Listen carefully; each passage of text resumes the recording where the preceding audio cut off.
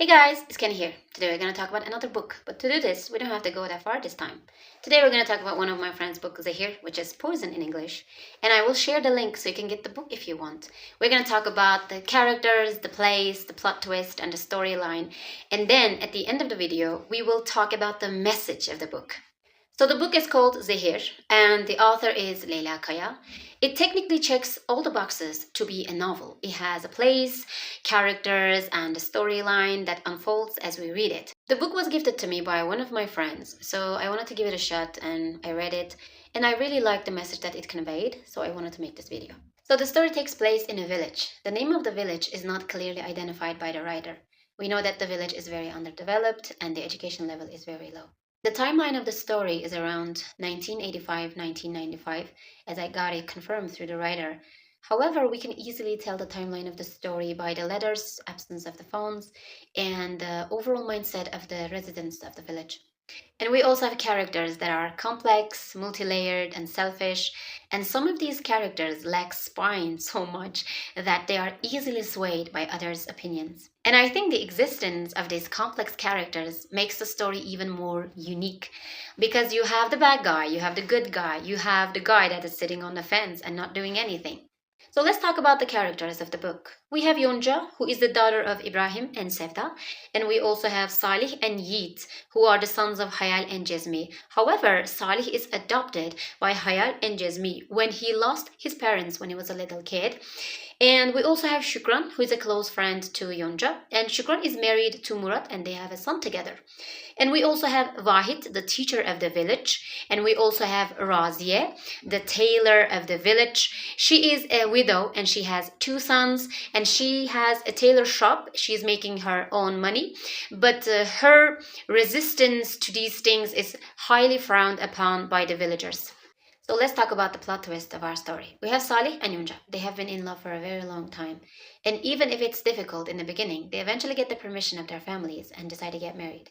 The preparations start and everyone is so excited. On the day they have a ring ceremony, there's a storm outside. So after the ceremony, the guests stay the night. After the ceremony, Salih goes to see Yonca and they get close. But Salih then leaves and goes to sleep. After some time, someone comes in and hits Yonca's head with an unidentified object. It causes Yonca to bleed and feel dizzy. And since it's dark, she cannot identify the person. That person sexually assaults Yonca. In the morning, Yonca gets up. She is very sad, very scared, and very traumatized. Şükran sees her, and she is very shocked as well. Yonca tells her family about this. Her mom does not believe in her, but her father does. And at this point, Yonca doesn't want to get married, and she doesn't talk to Salih.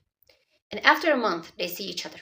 And when she talks about the assault, Salih does not believe in her, and he calls her a liar. Yonca is devastated that the person she loves does not believe in her.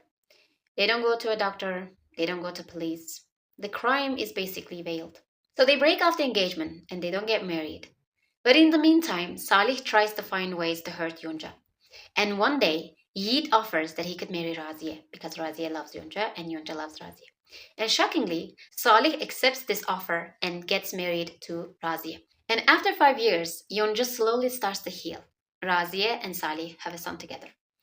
And one day, one of Vahit's relatives come to the village, and his name is Ender. Yonca and Ender, they see each other at a celebration of circumcision, and they basically fall in love.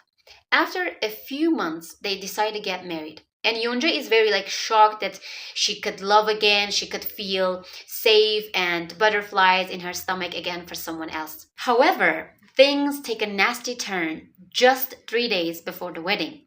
Yonca receives a letter from an anonymous person, and it says, "I won't let you marry Ender either." Yonca's family sees the letter, and Yonca is devastated that she may go back to the trauma she had just healed from.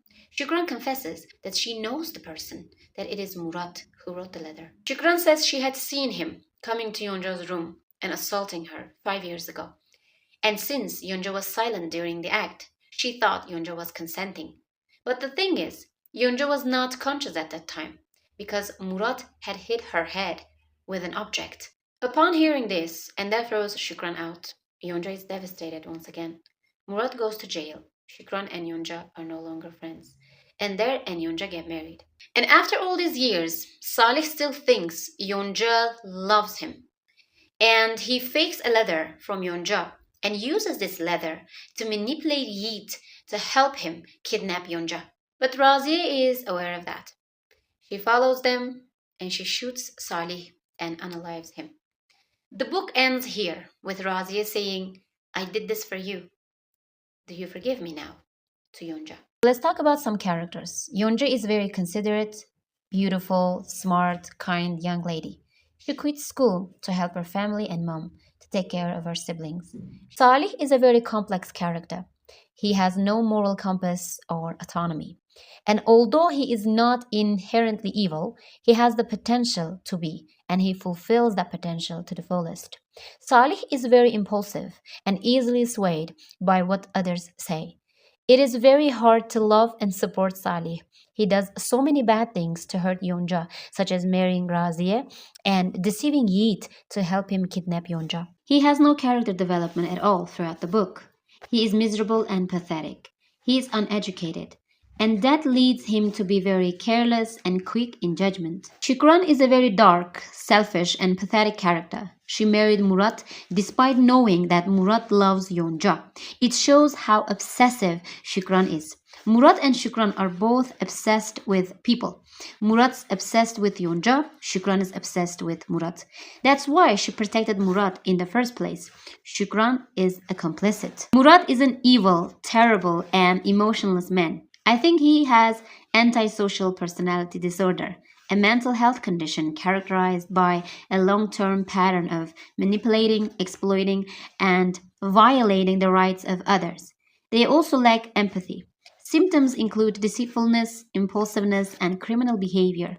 He can't accept the fact that someone will touch Yonca other than him. Raziye may be one of the bravest characters in the book. She lives with her kids and has a job and doesn't want to get married. She has a lot of traumatic experiences about her partners, and that makes her a victim too. Ender is educated and he is a teacher. He doesn't care about Yonca's past, which happened to Yonca very tragically. On the other hand, Salih is impulsive. He grew up without a real mom and dad. His lack of education and critical thinking make him look like a child compared to Ender. Okay, let's talk about some lessons from the book. First one, we cannot always choose the things that happen to us, but we can always choose to heal. Yonca didn't choose the assault. She was a victim. But she chose to heal. Lesson number 2. Protecting the criminal is as bad as committing the crime. By protecting someone who has done something bad, you are just helping the person to do more. Şükran stole Yonca's 5 years by protecting Murat. She could have helped Yonca and made it easier for Yonca to bounce back from the trauma. And her help would also put Murat behind the bars. A crime or someone who has committed a crime is never okay. Whether it's bullying, stealing, sexual assault, it's never okay to protect someone who is doing something wrong. I think there are a lot of bad guys in this book. The victims are Yonca and Raziye.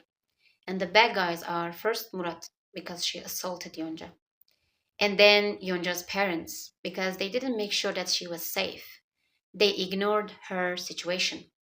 And then we have Salih, because he didn't believe in Yonca and he called her a liar. And then we have Vahit, the teacher of the village. He didn't do anything about the case as a teacher, and he didn't report this case to the authorities. Overall, I like the book. I think the book is mainly about the heavy burden of staying silent and protecting the criminal and the trauma. And the feelings becoming so obsessive that these feelings inspire people to commit horrendous crimes. Overall, it was a really exciting and good book to read, especially after the page 80. I just wanted to finish it as soon as possible and see the ending. I think the writer did a very good job here. She gave us complex characters and a strong and absorbing plot twist. I found it to be very successful, and I am actually excited for the continuation of the series. Okay, that was all I wanted to share with you about the book. I am making this video not because the writer asked me to, because I genuinely like the book and the message it conveyed. So until our next video, stay safe and take care of yourself.